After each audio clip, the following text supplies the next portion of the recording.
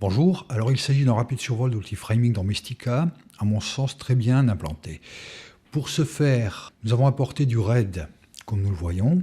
Il s'agit d'un 6K, qui peut d'ailleurs être téléchargé directement puisqu'il s'agit d'un échantillon qui est mis librement en circulation depuis le site officiel de RAID, de résolution native 6144 par 3160, et notre projet est en Full HD. Alors nous remarquons ici le cadrage de notre moniteur de sortie, qui correspond évidemment, je vais amener le lecteur RAID à la proportion qu'occupe notre Full HD dans l'image en pleine résolution. Et cela est dû au fait, j'amène le setup, que ce projet est associé à un preset que j'ai créé, et ce preset a été paramétré. Donc si je vais dans Codec, et nous sommes donc dans RAID, eh bien on voit que j'ai choisi de ne pas utiliser un facteur de réduction, c'est-à-dire de travailler full res. Entre parenthèses, j'ai aussi choisi de ne pas importer le fichier RMD associé. Et c'est pour cela que dans notre moniteur de sortie, nous avons donc ce cadrage. Mais notre clip original étant de 6144 par 3160, nous obtenons un facteur aspect de ratio de 1.94. Et notre projet étant en HD, on voit bien que les deux aspects ratios ne correspondent pas. Il va donc falloir régler ça. Pour ce faire, on va utiliser l'outil Framing qui se trouve dans NoFX ici. Donc, nous allons entrer dans les paramètres. Et nous voyons que nous avons ici un message qui nous indique que l'image que nous voyons actuellement à l'écran a été mise à l'échelle à partir de la résolution que nous avions choisie ici. C'est important pour la suite, qui a donc été mise à l'échelle, je disais, pour s'adapter aux dimensions XY de notre projet. Mais comme les ratios ne correspondent pas, nous le voyons ici également, nous avons notre source 1,94, notre projet 1,77, et bien si je reprends le player, on voit bien que, à partir de l'image originale, ici nous avons une distorsion. Le modèle a pris une cure d'amaigrissement, puisque Mestika essaye évidemment de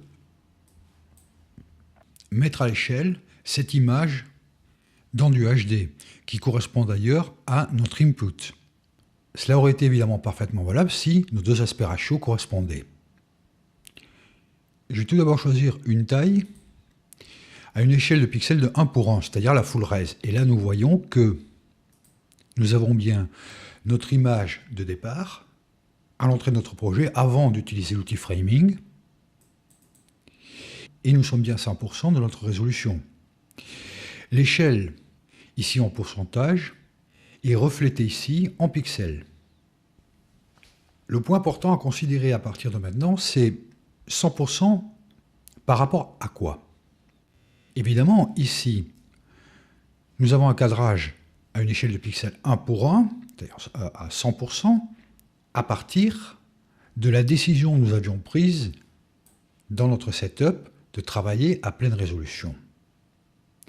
Mais si, au lieu de cela, j'avais choisi dès le départ de travailler à la moitié de la résolution, d'utiliser un facteur réducteur de 2, eh bien, cela équivaudrait, dans le contexte de cette full résolution, de cette pleine résolution, à évidemment diminuer l'échelle de moitié. Et nous aurions cette image qui serait celle que nous verrions dans notre moniteur de sortie si nous avions choisi de travailler à la moitié de la résolution. Mais dans ce cas-là, au lieu d'avoir 50% ici, nous aurions 100% pour une échelle 1 pour 1. C'est-à-dire que cette image correspond à une échelle de pixels 1 pour 1 à 50% de la full res ou 100% de la moitié de la full res qui serait 3072 par 1580. Très logique. Donc attention ici parce que je reprends encore le setup, pour bien souligner ce fait, les décisions qui vont se prendre à ce niveau vont avoir un impact sur la façon dont Mestika va interpréter le matériel, RAID, à l'ouverture du projet, mais également dans les valeurs du paramétrage Framing. en revenant à 100%,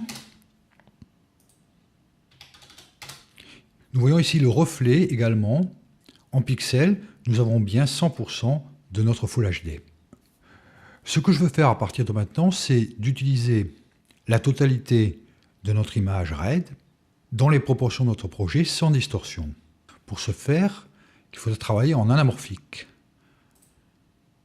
Mais là, évidemment, nous retrouvons en anamorphique le problème de notre input au départ, puisque nous avons bien une mise à l'échelle, mais sur les deux axes, et d'où la déformation. Comme je le disais auparavant, il va falloir forcer Mistika à ne travailler que sur un axe, privilégiant ou l'axe X ou l'Y. Choisissons dans l'auto-resize le X. Donc l'image est maintenant correcte, mais on a les barres. Nous le voyons, 100% de l'échelle X. Évidemment, l'échelle Y a été réduite à 91 pour pallier à la distorsion. Et nous avons le reflet, ici, en pixels.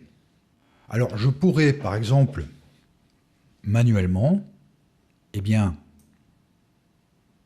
zoomer dans l'image jusqu'à ce que mes barres disparaissent. Les deux aspects sont bloqués. Mais ce n'est pas ce que je veux pour le moment. Je préfère utiliser l'auto-resize qui est tout à fait précis. Donc, je vais simplement utiliser l'axe Y pour faire disparaître les barres, mais évidemment, j'aurai une perte d'information sur le côté droit et gauche, ce qui n'est pas important dans le contexte de cette image. Donc, nous pouvons nous permettre d'utiliser l'échelle Y. Évidemment, dans ce cas-là, Y repasserait à 100%, et X, eh bien, on aurait du 109 et quelques, quoi. Donc, voilà, on va faire un cadrage de cette façon-là.